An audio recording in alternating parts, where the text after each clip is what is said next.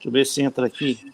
Bom, está aqui ao vivo. Bom, quero desejar boa noite aí aos nossos ouvintes do Facebook. Estou aqui com o doutor Zé Maria Filomeno. Doutor Zé Maria Filomeno é advogado, é economista, é colunista do jornal Estado, é analista político, e nós fazemos um programa já há muitos anos na TV+, um programa intitulado Encontro Marcado.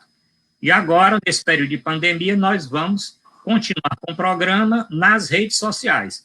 Então, estamos começando hoje, aqui no Facebook, e provavelmente nas próximas semanas nós vamos compartilhar também, vamos transmitir também pelo YouTube, pelo Instagram e pelo Twitter, por onde for possível compartilhar. Então, o programa tem duração de 1 hora, começa agora às 6, vai até às 7. Quem estiver assistindo pode fazer sua intervenção, perguntar, curtir, compartilhar. Nós vamos ficar muito satisfeitos com essa interação dos nossos aqui ouvintes, aqui da rede social, e nós não podemos deixar de levar a nossa opinião, a minha opinião, a opinião da Maria, para todos vocês. Zé Maria, é isso aí, né? Boa noite a todos, né? Já às 18 horas. Como bem disse o doutor Arruda, nós estamos em função, né, dos novos tempos, né, da pandemia, que tem obrigado a quase nós todos mudarmos, né, os nossos hábitos, mudarmos as ferramentas que nós utilizamos para trabalhar, para estudar e para nos comunicarmos. Então, enquanto tivermos aí sobre essa limitação, né, vamos trazer aqui o encontro marcado, que vocês estavam habituados a assistir na TV+, né, canal 15 da Multiplay. Vamos trazer aqui para o Facebook e depois vamos também vincular em outras redes sociais, Instagram e talvez Twitter, quem sabe, né, para poder mantermos esse bate-papo, esse diálogo que traz informações, traz ideias, vamos tentar trazer convidados também. Agora, doutor Arruda, só me esclareça aí para as pessoas como é que elas acessam aqui o seu... Como é que se acessa? Porque eu também aqui não estou conseguindo entrar no... Pronto, eu vou até mostrar aqui, ó, já está no ar a nossa live, já está no ar, está aqui no meu Facebook, facebook.com/Arruda Bastos, inclusive eu tenho várias páginas, mas essa é Arruda Bastos 1, que é a minha página pessoal. Na próxima semana vamos também colocar Essa aqui tem doutor Arruda? Essa aqui tem doutor Arruda. Interessante, porque no meu aqui não está entrando ainda. Tem que clicar em algum link aqui na...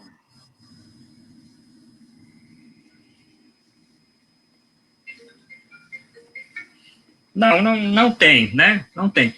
Deus é Maria, eu vou ver aí, pode ser que esteja tendo alguma restrição, mas está aqui, Unknown caller. No nosso Facebook, tá certo? E o programa está sendo gravado, depois ele vai ficar disponibilizado, vai estar disponibilizado para quem quiser assistir, tá certo? Quem quiser assistir, ele continua. Beleza. Vamos então começar, né? Porque o programa também está sendo gravado. Vamos então começar com os números, né? Já que Sim. O programa é ao vivo, vamos começar pelos números. Agora no Ceará são 18h03. Nós tivemos o último boletim mostrando 6.783 casos confirmados aqui no Ceará, 397 óbitos. Um crescimento aí substancial. Nós estamos vendo dia a dia o crescimento dos números. O Ceará até ontem estava em 4º lugar em termos de letalidade, em termos de número de mortes, perdendo para São Paulo, para o Rio, embora Pernambuco, um número bem menor de casos, Pernambuco está na frente aqui do Ceará, mais de 400 óbitos, mas o que é certo é que esses números estão confirmando o que nós já vimos conversando anteriormente, né, que essa pandemia é uma pandemia séria, disseminação muito rápida, ela é muito rápida, ela não dá margem à falta de isolamento social, não dá margem à falta de um trabalho muito efetivo das secretarias de saúde dos estados, do governo federal, dos municípios, né? Porque a grande dificuldade é exatamente a nossa rede de saúde, que ela já é limitada para atender o dia a dia. E quando surge uma pandemia dessa, claro que a rede ou cresce ou vai estrangular muito cedo, ou vai colapsar muito cedo. A nossa aqui, o governo ampliou, com uma ampliação até substancial, com a campanha do presidente Vargas, incorporando o hospital que era lá do Dr. Bogos, crescendo com o hospital de campanha anexo a hospitais antigos do Estado, crescendo leitos no JF2, mas tudo isso, se nós tivermos uma explosão, como está sendo previsto agora para o começo de maio, tudo isso não vai atender a necessidade realmente da nossa população, Zé Maria. Bem, existem várias avaliações, né, se a epidemia ela está tendo a repercussão, tendo a proliferação que se projetava. Então, mas eu acho, pelos números que estão sendo divulgados, eu acho que, essa é uma avaliação minha, né, nós não chegamos ao chamado pico ainda. Os números aqui do estado do Ceará, pelo menos, eles têm crescido, lamentavelmente, tanto o número de infectados quanto o número de óbitos, né?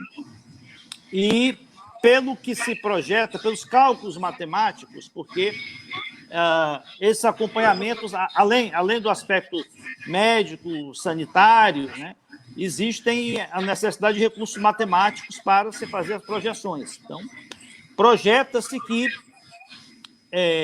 a curva está ainda em evolução, está subindo, né? E nós vamos ter ainda ocorrências maiores de infectados e de óbitos. Agora, eu acho, a opinião minha, pessoal, eu acho que, lógico que poderia ter se feito mais, poderia ter se feito melhor, mas, em termos gerais, o Brasil como um todo, eu entendo que tem se preparado bem, se preparou bem para enfrentar essa pandemia. E os resultados, é lógico que cada morte, se lamentar, não tem preço, mas pelo tempo em que o vírus já está circulando no Brasil e pelos dados, ele já está circulando aqui desde meados de janeiro, e embora o primeiro caso registrado tenha sido no final de fevereiro em São Paulo, né, mas nós temos alcançado números razoavelmente positivos em termos de contenção. Se considerarmos a população brasileira, né, e alta concentração urbana, porque a concentração urbana, concentração habitacional, é um fator que potencializa a proliferação, já que em regiões metropolitanas com um avultamento grande de pessoas, né, isso aumenta as chances de disseminação. Eu acho que, se nós vamos comparar com países europeus, com o próprio Estados Unidos, nós temos tido um razoável, né, sucesso na contenção e no tratamento também, porque, à exceção talvez do Amazonas, de Manaus, não há registros de óbitos em função da insuficiência de leitos, né, em função da precarização do atendimento aos internados, aos internos, né? Eu sei que aqui no estado do Ceará nós estamos chegando ao limite, né, da capacidade de atendimento, né, de UTIs e de equipamentos. Eu vi o número que 92% dos leitos estão ocupados. Agora, há mais leitos a serem disponibilizados, tanto em hospitais particulares como na rede pública. O hospital de campanha do presidente Vargas ainda não foi completamente concluído, né, só uma parte. Há mais leitos a serem terminados. Eu acho isso, eu acho que nós estamos no limite, mas estamos conseguindo controlar a proliferação dentro da nossa capacidade de atendimento, né? Que é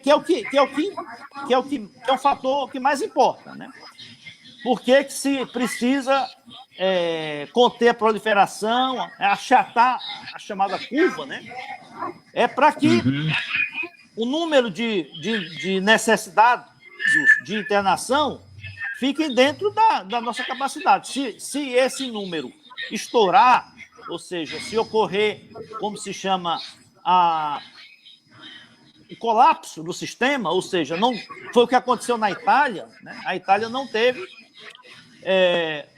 o grande problema da Itália, o grande número de óbitos que a Itália teve, a Espanha também, é que eles não contiveram temporalmente, né, ou a proliferação dentro dos limites da capacidade de internação, né?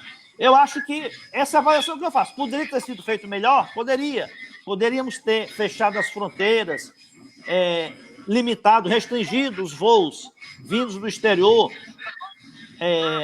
anteriormente, né? Poderíamos ter previamente nos preparado com respiradores, nos antecipado a aquisição de respiradores, de montado hospitais de campanha,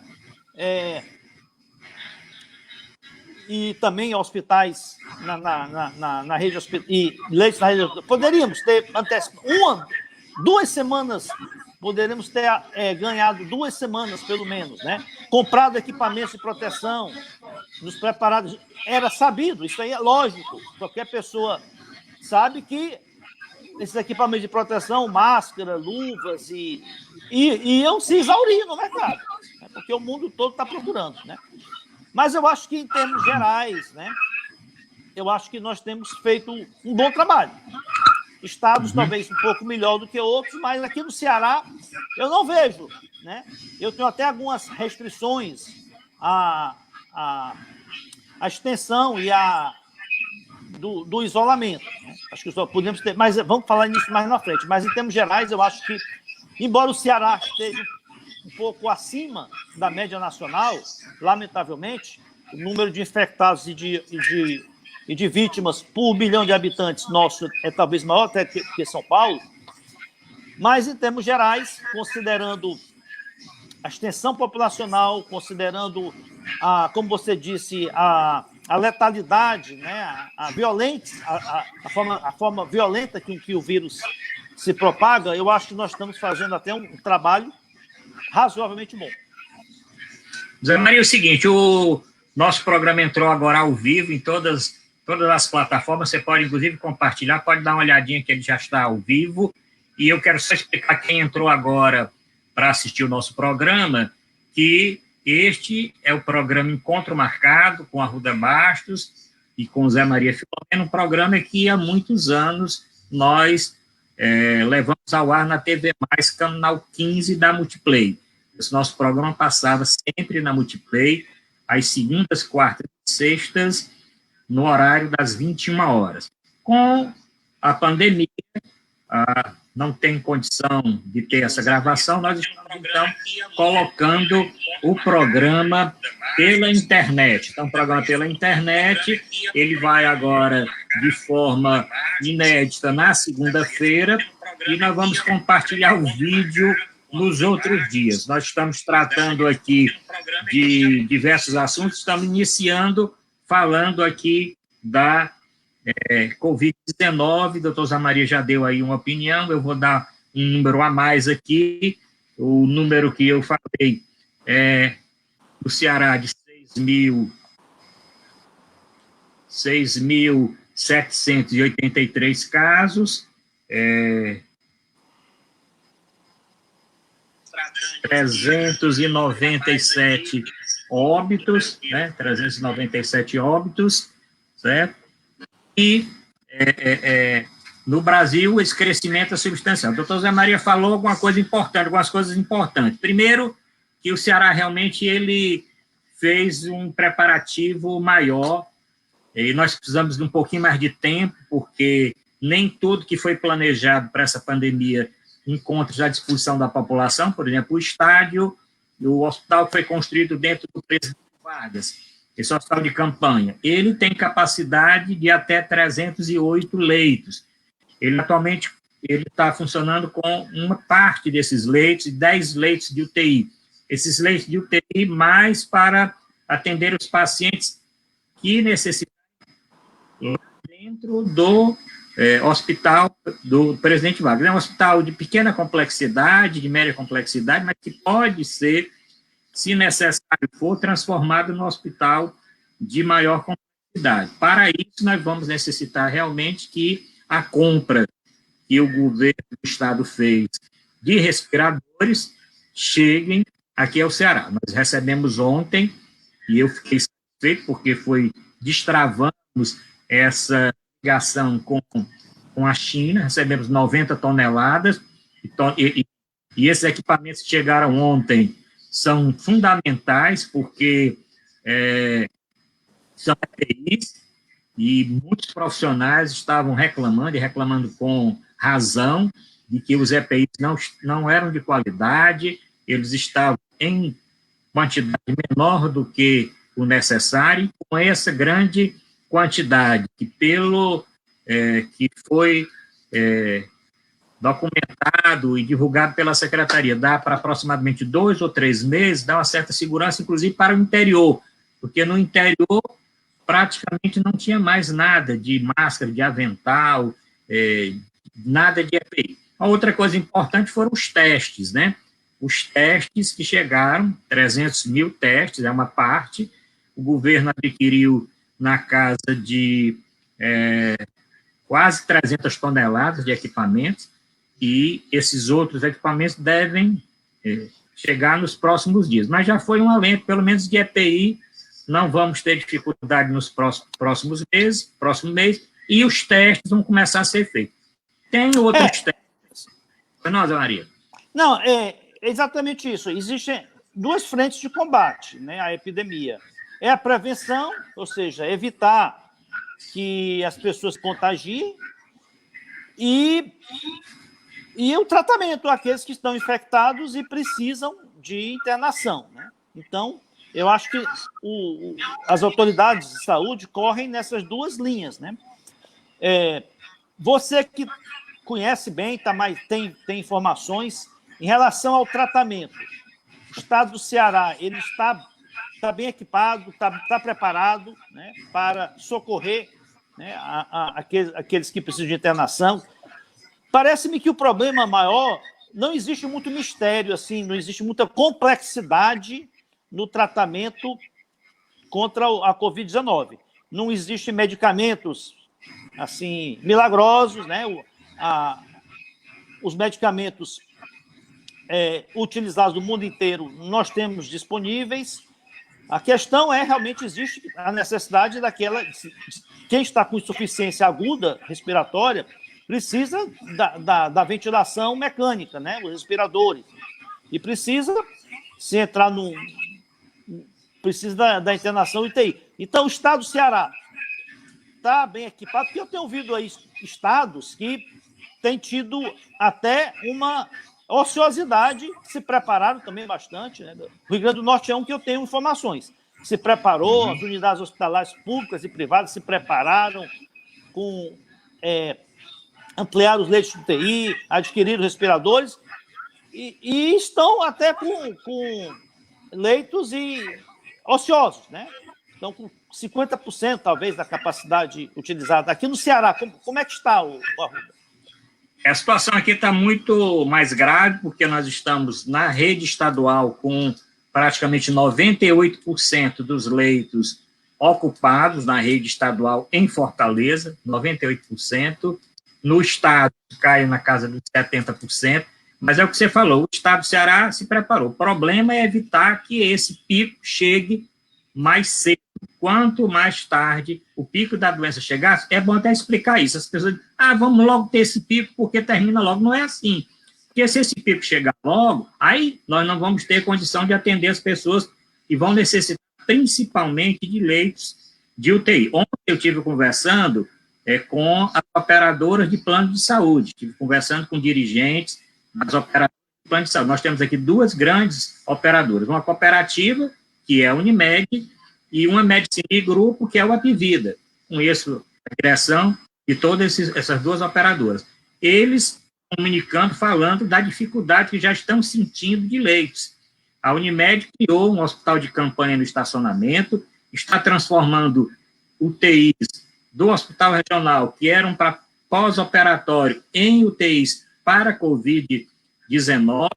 O Apivida, da mesma forma, inclusive, um hospital, um hotel para internar algumas pessoas, profissionais de saúde e tudo. E hoje, a Secretaria de Saúde do Estado e o Governo do Estado requisitou 18 leitos do Prontocard. Prontocard é um hospital, todos conhecem, na Avenida Barão de Estudo, pertinho do Palácio da Abolição, aqui em Fortaleza, um hospital que trata doenças cardiológicas. Qual foi a requisição? Que esses 18 leitos, não para que eles atendam exclusivamente pacientes com Covid-19, mas que eles possam atender os outros pacientes do Estado, pacientes que não estão com Covid, porque é bom falar que nós temos doença de todo tipo, não deixou de ter dengue, não deixou de ter o AVC, o infarto, as outras doenças. E essas pessoas, elas precisam de UTI. Então, nós temos que ter também UTI para os casos que acontecem todos os anos, mas nós precisamos crescer também para... Você falou em termos de medicamento, o Ceará até foi o primeiro a instituir um coquetel de medicamentos, não tem essa falta. Em termos de insumos para hidratação, de oxigênio, respiradores, nós precisamos de mais para ampliar os leitos.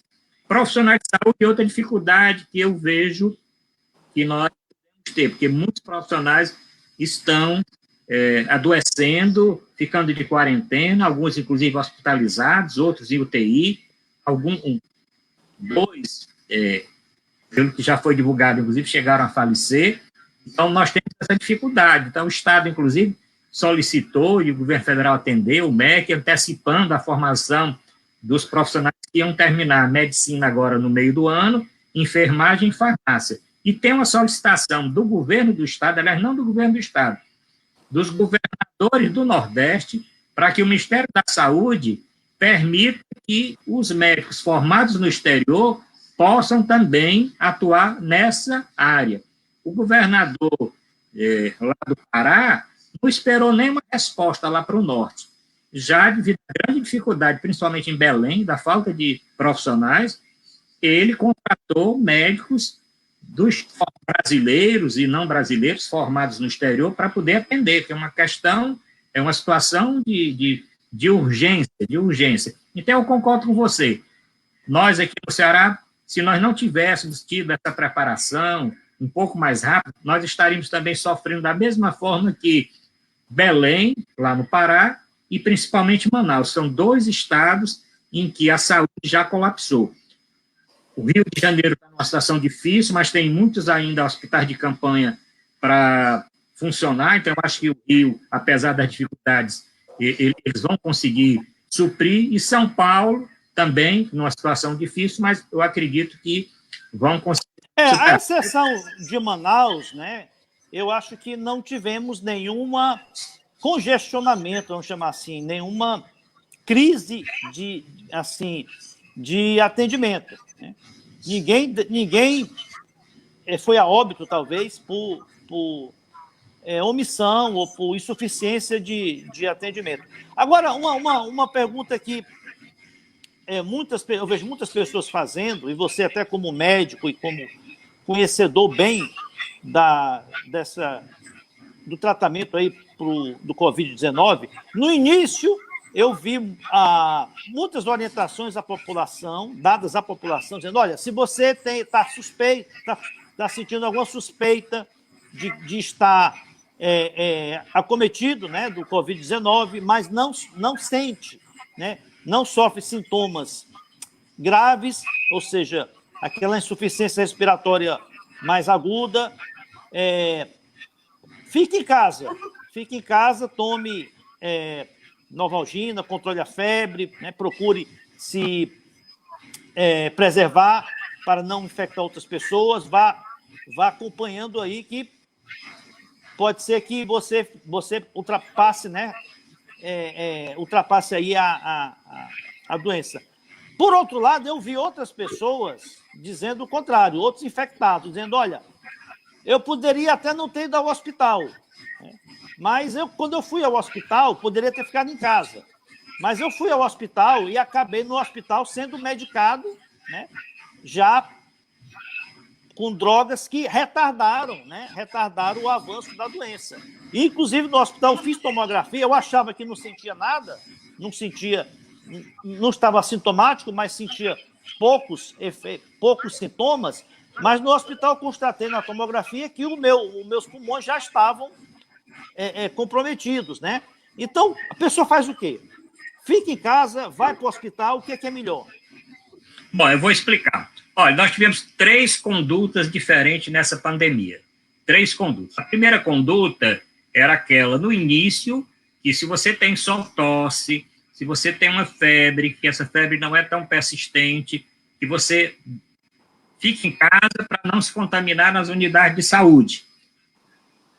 Depois, se você tem febre, se você tem tosse, mas tem sintomas respiratórios, principalmente falta de ar, se essa falta de ar persiste, então você deve procurar a unidade de saúde para esclarecer, fazer o que você falou, dar uma examinada no pulmão, se for o caso, fazer uma radiografia, fazer uma tomografia.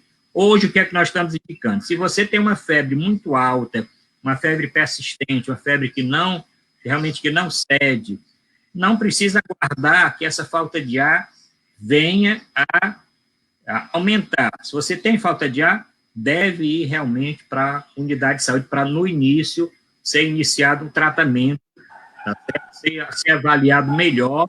Muitos, quase todos, vão voltar para casa, vão ficar em repouso, com uma boa alimentação, usando sempre máscaras, porque é importante, Zé Maria, aproveitar aqui esse nosso programa ao vivo, Encontro Marcado, para dizer o seguinte: o uso da máscara, ele é essencial nesse momento. O uso da máscara, mesmo a de pano, mesmo sem ser essa descartável, quem sai para fazer alguma coisa, ou usa a máscara descartável, ou usa de pano. Qualquer pessoa, sintomática ou não, porque qual é a vantagem disso? Se você estiver eliminando o vírus, você não transmite para outra pessoa. Da mesma forma, se o outro estiver usando, também não vai transmitir para você. Então, a gente consegue cortar um pouco esse bloqueio. Vai ficar, então, o quê? Vai ficar o contato da mão com a boca, com o nariz, com os olhos, no contato com a própria máscara ou com algum objeto que venha a ter o vírus. Essa é outra coisa importante. No início, todo mundo falava álcool em gel, lavar as mãos. Hoje eu vejo que as pessoas não estão mais com essa preocupação toda. Essa preocupação deve continuar existindo. Lavar as mãos é fundamental. Daquela forma que todo mundo já sabe, a palma, o dorso da mão, entre os dedos, aquela coisa. Usar o álcool em gel. Quem não tem, quem está saindo de casa, levar um álcool em gel, que agora está um pouco mais fácil de você adquirir, também é a mesma forma. Acrescido a isso, a máscara. E acrescido essa nova orientação. Se a febre for alta, se você toma analgésico, essa febre não cede, se você está com muita tosse, não espere nem a falta de ar. Procure realmente uma unidade de saúde. Se você tem um plano de saúde, procure o seu plano de saúde. Se você não tem, procure uma UPA. No caso aqui, a porta de entrada são as 12 UPAs que nós temos aqui em Fortaleza, né? Não fique principalmente, se você for do grupo de risco, se você for com mais de 60 anos, se você tem comorbidade, mesmo com a idade menor, se você tem problema cardíaco, qualquer que seja, se você tem um problema pulmonar, qualquer que seja, em qualquer idade, se você tem algum problema renal, qualquer idade, se você toma algum medicamento que reduz a imunidade, corticoide, tem alguma doença autoimune, essa pessoa muito mais precocemente tem que procurar o hospital. Se você tiver febre, tosse, aqueles sintomas iniciais, e tiver mais de 60 anos, ou com qualquer idade, alguma comorbidade, deve procurar. Porque, embora nós estamos observando as estatísticas, pessoas jovens que tiveram complicação, mas a grande estatística, a grande parte dos pacientes que estão tendo complicações maiores e até que vieram a óbito, são pacientes com mais de 60 anos, ou que Embora dicas populares. realmente é verdade, a maior letalidade é naqueles do chamado grupo de risco, né? Idosos e pessoas que têm alguma comorbidade, como você bem colocou, insuficiência renal. Agora, a população não deve se garantir nisso, né? No início, muita gente dizia, não, isso é doença de velho. Não é doença de velho. Tem pessoas saudáveis, jovens, até com hábitos atléticos, que ou tiveram complicações sérias, ficaram internados, foram entubados, e alguns chegaram até a óbito. Então, não tem essa garantia, né? Logicamente que as estatísticas, os dados demonstram que quem está no grupo de risco, logicamente, tem mais chances de ter problemas, de ter a doença da forma mais grave, mas o fato de não estar no grupo de risco não imuniza ninguém. Agora, o doutor Arruda, os números nossos do Brasil e do Ceará, eles são muito... Existe uma subnotificação muito grande. Por levantamentos feitos, nós já tivemos muito mais infectados do que o registrado, porque a nossa taxa de teste, né, o índice de testes do Brasil é muito pequeno, dos menores do mundo, né? E essa testagem está sendo ampliada, mas pelo que eu tenho, ela está sendo muito ampliada nesses testes rápidos, esses testes que detectam pela sorologia se você já adquiriu anticorpos, você já tem presente anticorpos, o que é um sinal que você teve a doença e já se curou.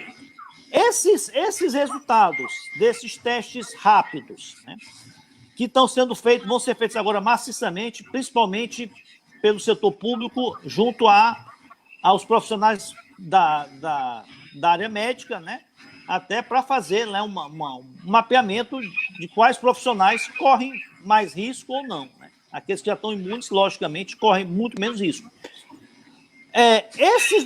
Esses testes, eles vão entrar para a estatística como positivos? É o seguinte, existem 2 tipos de teste, né, à disposição. Esses que chegaram agora são mais esses testes que são feitos depois de 5 dias dos sintomas. E tem o teste, o PCR, que é aquele que faz com cotonete. Esses aí o governo adquiriu da Coreia, né, da Coreia do Sul, deve estar chegando agora brevemente. Esse é o ideal a ser feito, porque antes mesmo do paciente ter aqueles sintomas, você pode fazer essa avaliação. O importante, essa pergunta, Zé Maria, é importante. As pessoas, às vezes eu escuto a pessoa dizendo assim, estão colocando no atestado que todo mundo está morrendo da Covid-19. Olha, só o que entra na estatística são aqueles pacientes que têm testes positivos. Não é o atestado de óbito. Não, mas eu quero saber o clínica, seguinte, né? o teste rápido positivo vai entrar na estatística? Esse teste rápido positivo, se o paciente foi notificado, tá certo? Vai entrar na estatística. Se ele foi notificado, se o paciente teve aquele registro e fez o exame, ele, se confirmar que teve a doença, ele vai ser notificado. Até mesmo... Só que, porque ele pode dar uma indicação equivocada. Porque como nós vamos começar a testar em massa, fazer esse teste rápido em massa, né?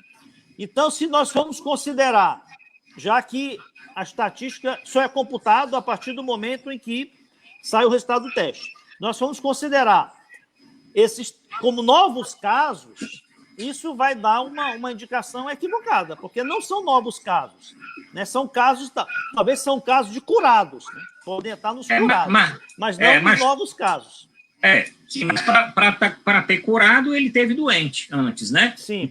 Então, ele vai entrar numa linha e vai entrar noutra. Eu quero só agradecer aqui, Zé Maria, eu estou vendo aqui as pessoas comentando já, agradecer as pessoas que estão agora ao vivo, agradecer aqui a Denise Cordeiro, que está dizendo aqui, estou assistindo, a Marcília, que está dizendo muito esclarecedor, estou vendo aqui o João Paulo Bandeira dos Santos, estou vendo aqui a Assis Arruda e Dalba, Marcos, que acho que estão aqui escutando o programa, e as pessoas podem comentar que eu estou aqui acompanhando e nós vamos, inclusive, tirar alguma dúvida que possa existir, alguma pergunta, ou sugerir um tema, né? Nós estamos na primeira meia hora do programa, nós estamos falando, tem muita gente perguntando quando será o pico, né?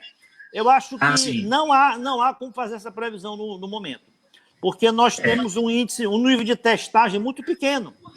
Então, pode ser até, ninguém sabe, pode ser que nós tenhamos 30% da população já imunizada. Pode ser, mas ninguém sabe. Nós não temos esse nível de testagem. Mas pela previsão e acompanhando o que aconteceu anteriormente em vários países, nós estamos realmente ascendendo essa curva e esse nosso pico deve chegar aqui por volta aí da segunda semana de maio. A segunda semana de maio, eu acho que é uma data possível, porque o crescimento está mostrando exatamente isso. Daí, o que eu tenho conversado com relação a nós retardarmos essa curva, porque se nós retardarmos mais esse pico, vai dar tempo de chegar mais respiradores, vão ser mais leitos de UTI que vão ser colocados à disposição, né? Mais profissionais vão ser treinados, que esses profissionais novos que estão entrando agora, eles nunca trabalharam em UTI, nunca trabalharam em terapia intensiva, vão ter que ser treinados, até mesmo essas máquinas são máquinas novas, de última geração, os respiradores, tem respirador de várias marcas, de várias procedências, e não é simples. Então, quanto mais tempo nós ganharmos, melhor. Então, a pergunta aqui, Zé Maria, diz o seguinte: por que as pessoas que tiveram todos os sintomas da Covid-19, os testes estão dando negativos? É interessante isso. Os sintomas da Covid-19 são muito parecidos com as outras infecções viróticas e respiratórias, né, Zé Maria? As pessoas podem ter febre, podem ter dor de garganta, podem ter coriza, podem ter essas coisas, e no momento atual, claro, que nós pensamos mais em Covid-19, no coronavírus, mas os exames negativos estão mostrando que não, era outro tipo de infecção. Como eu falei, as outras doenças continuam acontecendo, mas qualquer sintoma desrespiratório, nós devemos ter o cuidado de isolar a pessoa usar máscara, botar num quarto separado, tá certo? Eu até aconselho que quem fez o teste e deu negativo e sofreu sintomas, né? Sintomas que são comuns, né? Não são próprios, mas são comuns. Porque, como você bem disse, febre alta, acumulada com dor de garganta, dor no corpo, enjoo, é comum a diversas infecções virais e bacterianas, né?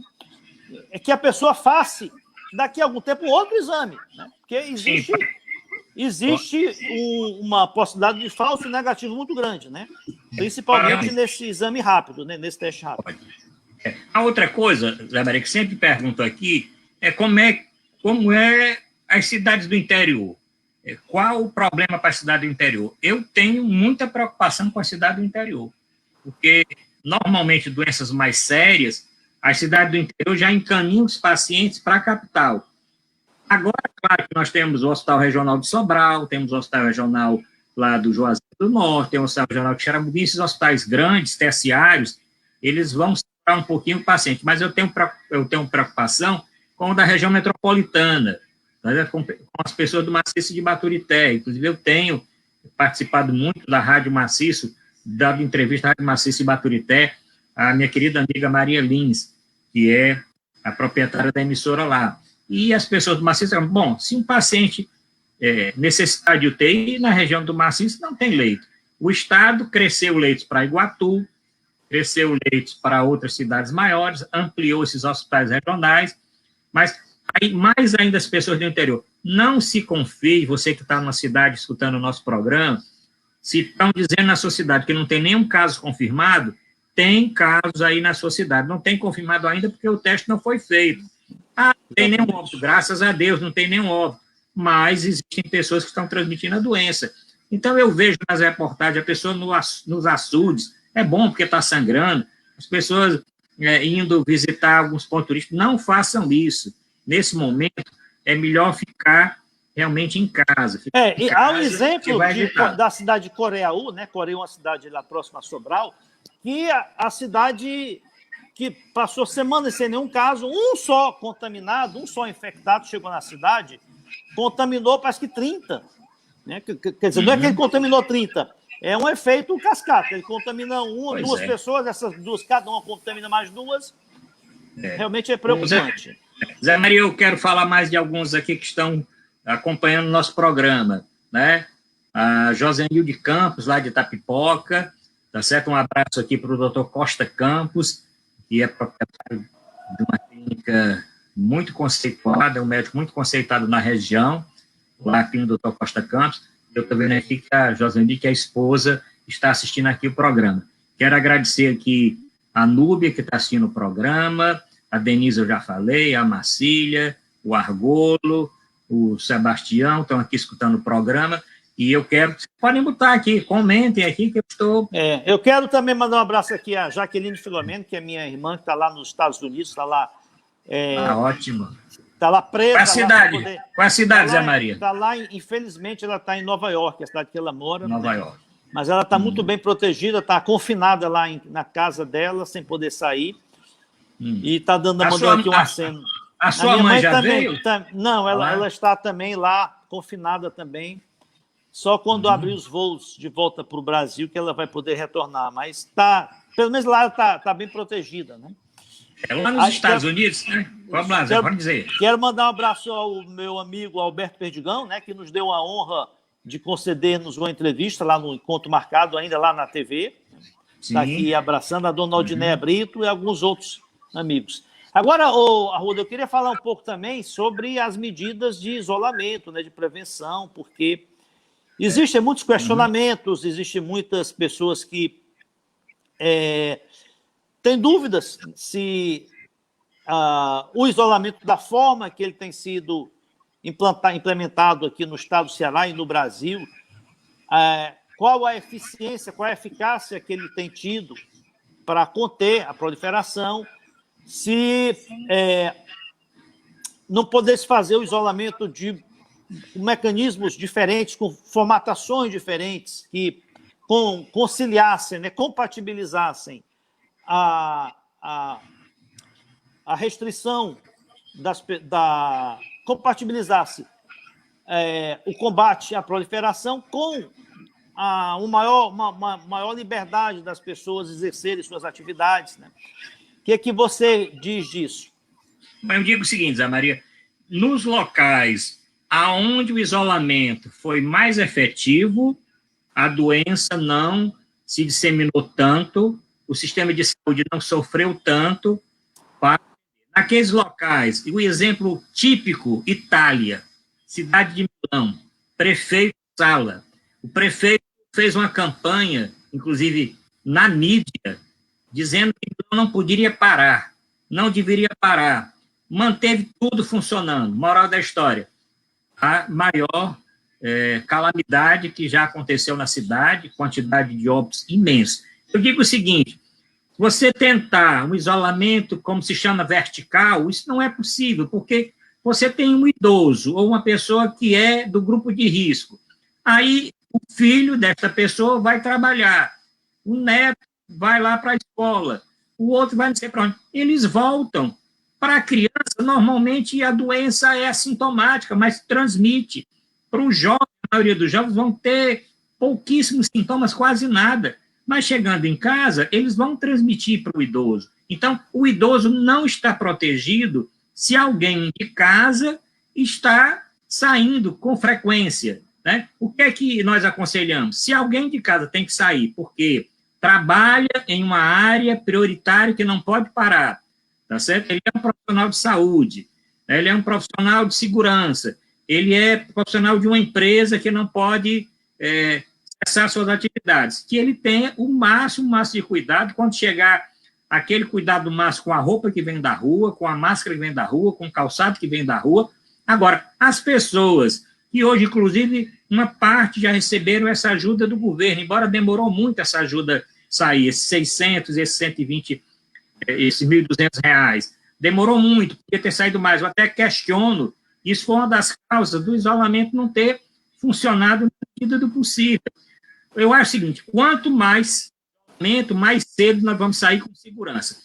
Eu tenho uma certeza que, por exemplo, Santa Catarina e algumas cidades que liberaram shoppings, tá certo? Pelo Brasil, inclusive foram documentados a grande quantidade de pessoas entrando nos shoppings, com bandinha tocando, com tudo, alguns idosos sem máscara, sem nada. Essas cidades já estão tendo um aumento grande do número de casos, tá certo? Eu não acredito aqui, o governador tem sido muito seguro nisso, porque ele tem esses dados técnicos, o prefeito também. Eu acho que essa abertura vai ser paulatina, baseada nesses testes que vão se realizar, baseada exatamente nesse levantamento da quantidade de leitos. Se você tem uma cidade e a doença está diminuindo, os leitos estão ficando mais vagos, mais ociosos, você começa a liberar. Agora, Zé Maria, nós não vamos sair desta pandemia como nós entramos.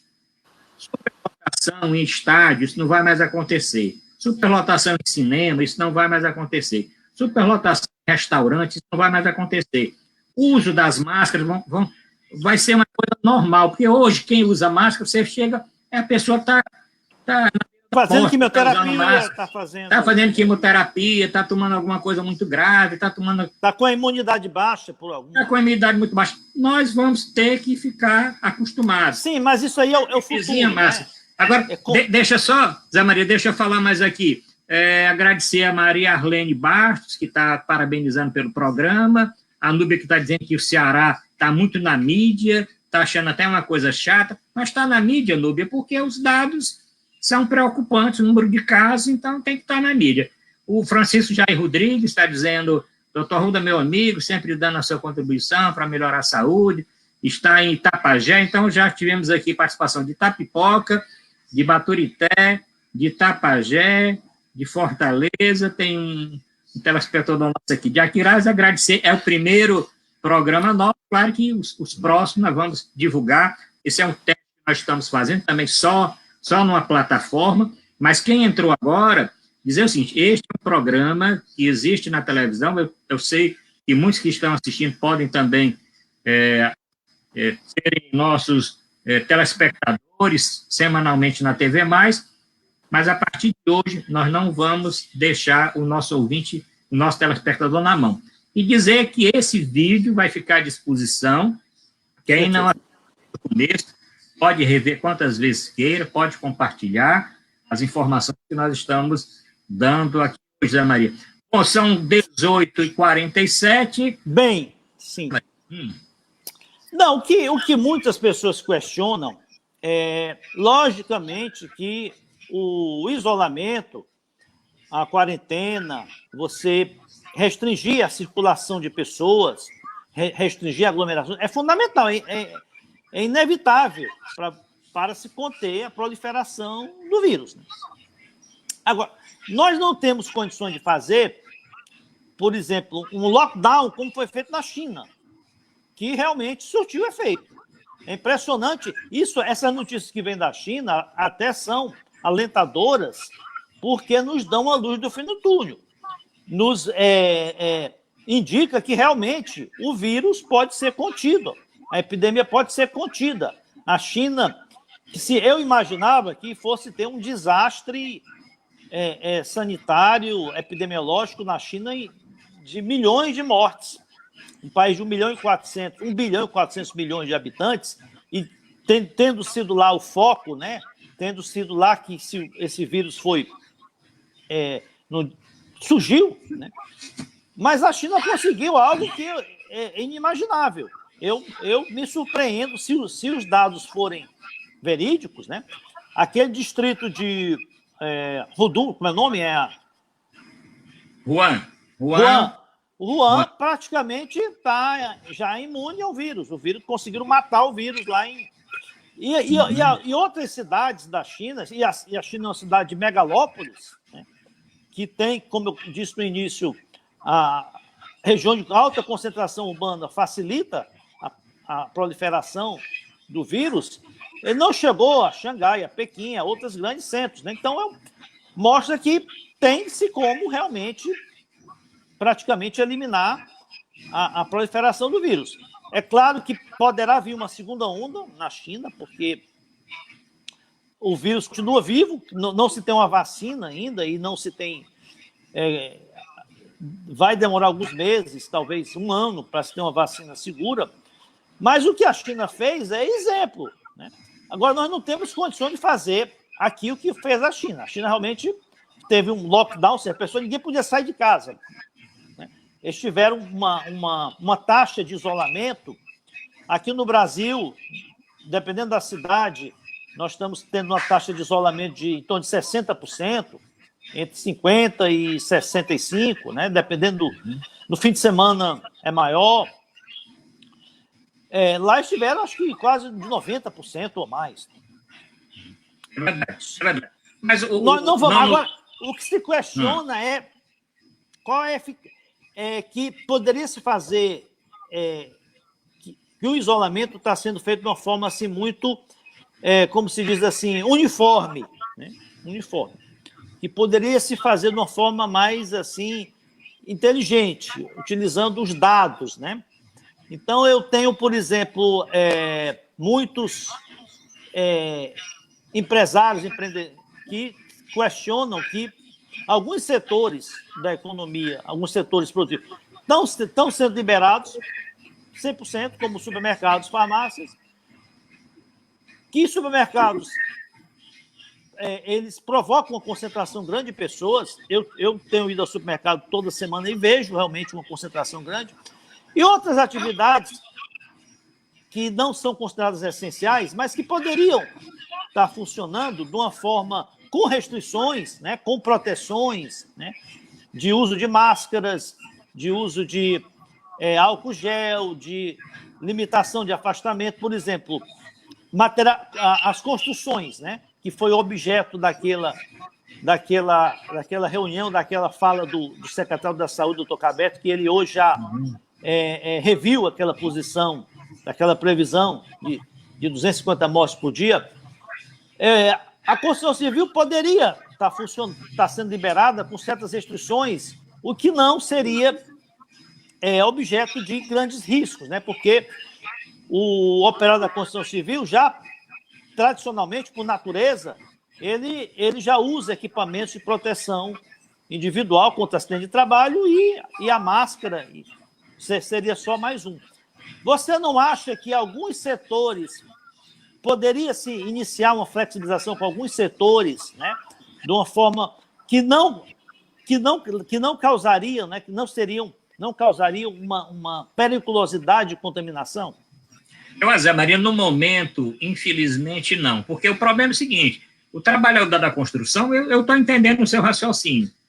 O problema é o seguinte, a doença é uma doença nova no mundo, ela tem essa alta transmissibilidade, transmite muito fácil. O operário, ele tem que sair de casa, pegar um transporte coletivo, ele tem transporte coletivo, chegar lá na empresa, vai trabalhar com o seu EPI, vai, eu médico do trabalho, eu sei disso, nós fiscalizamos e tudo. De lá ele vai sair, vai voltar para a sua casa, vai pegar o transporte, vai para o terminal, vai ficar esperando uma fila, aumenta muito esse transporte. Entendi. Nesse momento agora, dessa primeira onda, não tem a medida mais prudente, é o isolamento que foi feito aqui no Ceará. Aliás, eu digo o seguinte, o Ceará, depois, inclusive, quando a história contar os casos, vai contar exatamente o seguinte, o que é que vai contar? Que nós começamos o isolamento no dia 18 de março. 18 de março, era feriado, dia 19 de São José, era uma quinta, o governador imprensou a sexta e vem prorrogando este decreto de isolamento. No momento, é a medida mais prudente. Daqui para o final desse decreto, dependendo da situação, nós temos que ver leitos de UTI, ocupação dos hospitais, profissionais de saúde, nós temos colocado como uma preocupação os EPIs, agora os EPIs chegaram. Agora, se muitos respiradores chegam, se os profissionais de saúde são suficientes, se a lotação das UTIs não são tão exageradas, então pode-se flexibilizar alguns serviços.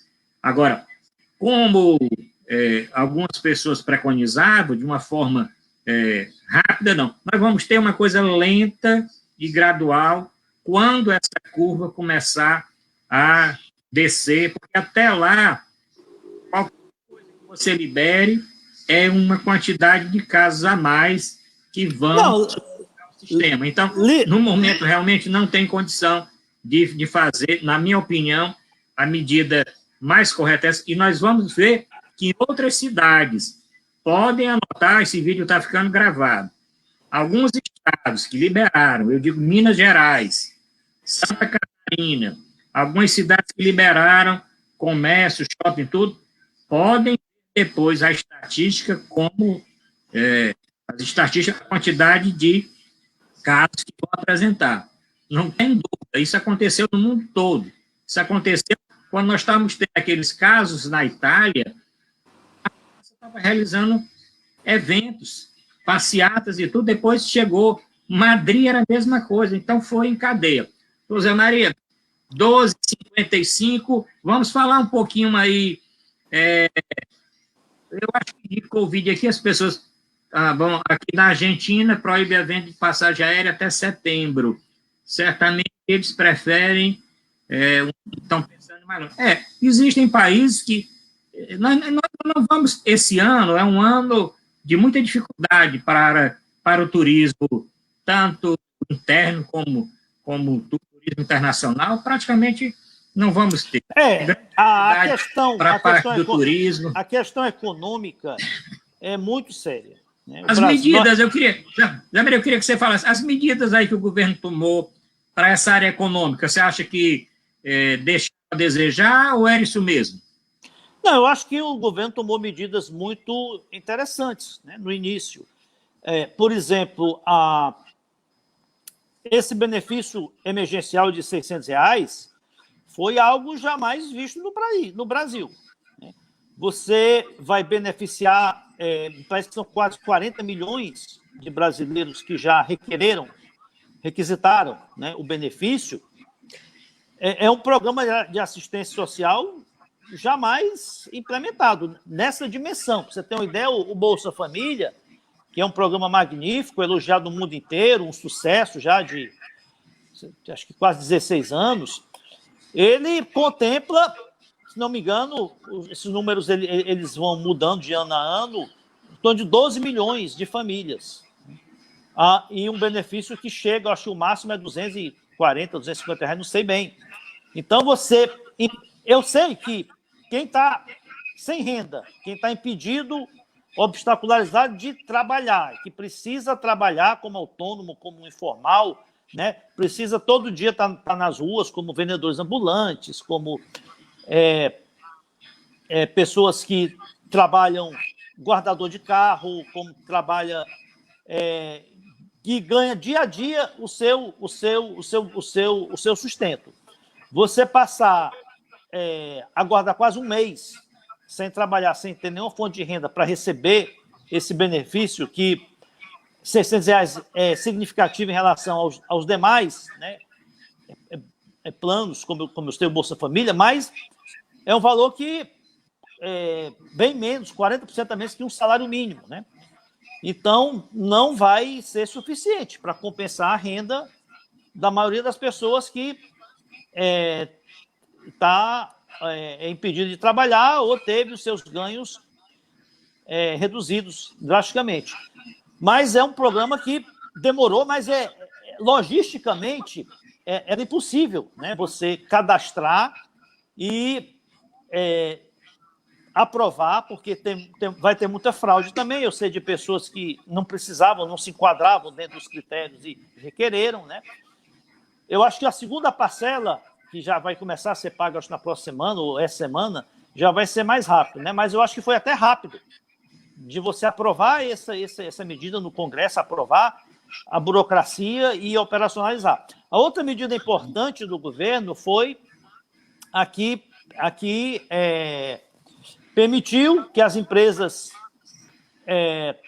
reduzissem a jornada de trabalho daqueles colaboradores que estavam, logicamente, ociosos, né, em função da paralisação das atividades, da redução das atividades, e que o governo vai compensar, né, essa redução da renda como uma espécie de seguro-desemprego. Né? Só que não é um seguro-desemprego para quem está desempregado, é um seguro-desemprego para quem reduziu a sua remuneração em função da redução da jornada de trabalho. Isso aí foi uma medida que garantiu, preservou, milhões de empregos. Né? Pessoas que, talvez, naturalmente, as empresas fossem demitir e mantiveram o vínculo empregatício. Né?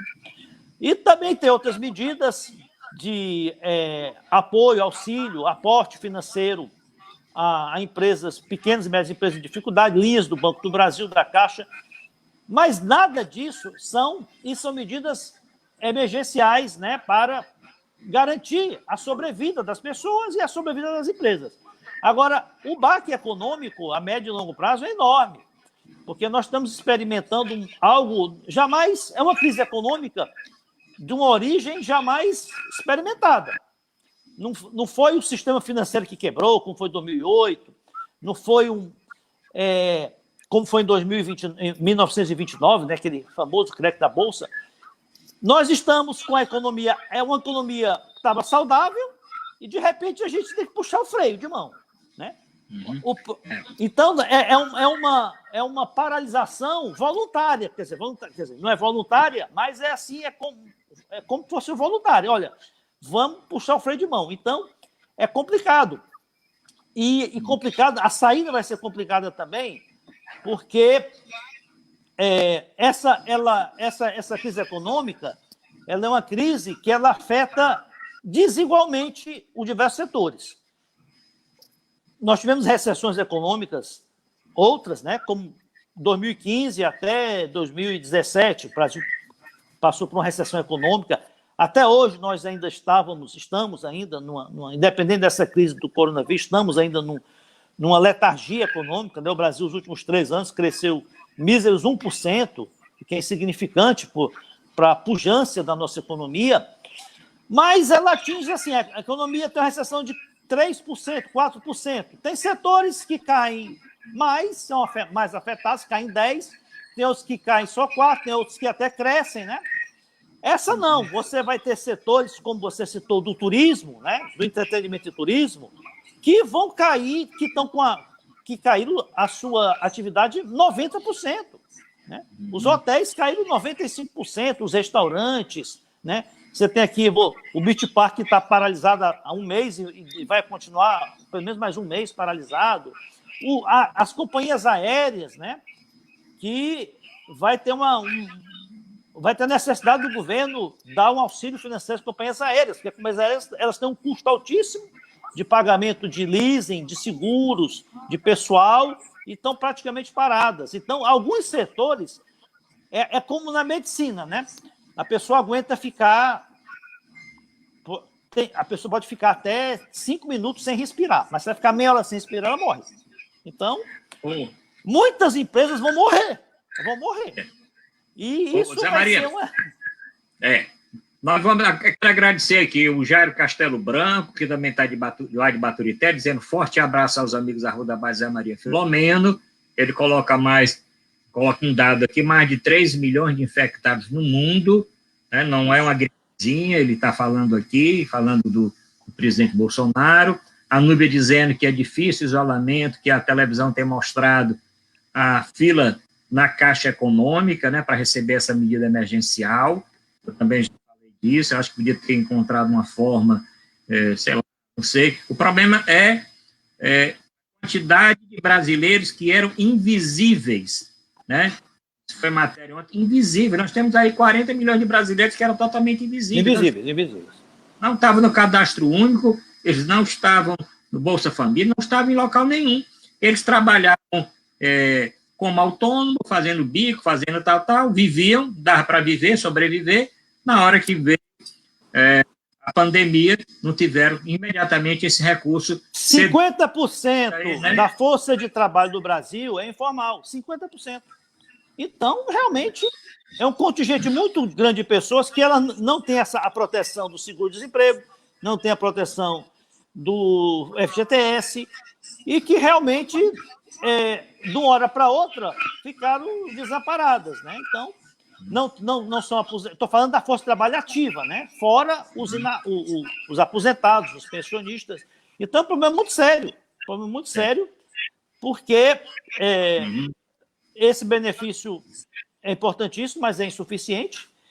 E nós não sabemos há quanto tempo mais essa epidemia vai exigir o isolamento, ou seja, a paralisação da atividade econômica, mesmo quando começar a retomar, a liberar gradativamente. Não vai ser de um dia para outro, não vai.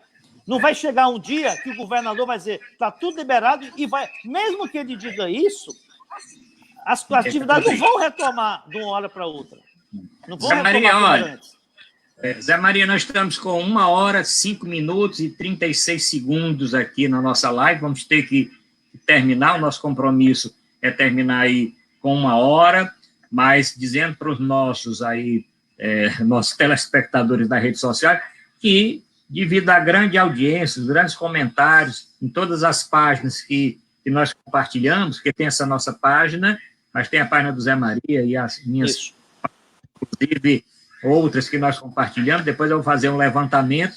É provável que ainda essa semana a gente volte com um programa extra. Sem dúvida. Porque assuntos que não tivemos possibilidade de falar, os problemas econômicos nós começamos, nós temos problemas da política que tem aí causado muita discussão e nós vamos falar. Só um resumozinho para quem entrou agora. Este é o programa Encontro Marcado, que eu faço há muitos anos, acho que está com uns 5 anos que eu faço na TV+, o Zé Maria participa comigo, eu e o Zé Maria, pelo menos, Zé Maria é advogado, economista e articulista do jornal O Estado. Nós fazemos esse programa junto, muitas vezes entrevistamos alguma pessoa, outras vezes fazemos discutindo os assuntos da semana. Esse programa é um programa semanal. Quem quiser, inclusive, rever o programa, entra no site da TV+, tvmais.org, tem um canal do YouTube com todos os programas que nós fizemos nesses últimos 5 anos. Pode rever, inclusive, alguma entrevista. Nós já entrevistamos pessoas da saúde, da economia, da política, da cultura. Então, esse programa, como nós não estamos podendo fazer na TV+, nós agora passamos para a rede social, e eu estou vendo pela audiência, pelos comentários. Agora entrou aqui o Roberto Pires. Pela sua experiência adquirida pelo tempo na gestão pública, o senhor tem alguma divergência na condução do gerenciamento da crise? Uma pergunta aqui para nós terminarmos. Roberto, é o seguinte, eu faria um pouquinho, eu acho que quase tudo foi correto. Eu teria antecipado algumas medidas. No início, eu cheguei, inclusive, a falar que nós tínhamos, eu tinha uma ideia de suspender as cirurgias eletivas um pouquinho antes. Eu tinha uma ideia de correr exatamente com esses tratamentos eletivos, deixando um pouquinho mais lento esse atendimento para correr com a estrutura da rede para a pandemia. Mas, no grosso, é isso mesmo. As dificuldades são essas gerais mesmo. Uma pandemia da magnitude dessa, ninguém consegue adquirir respiradores.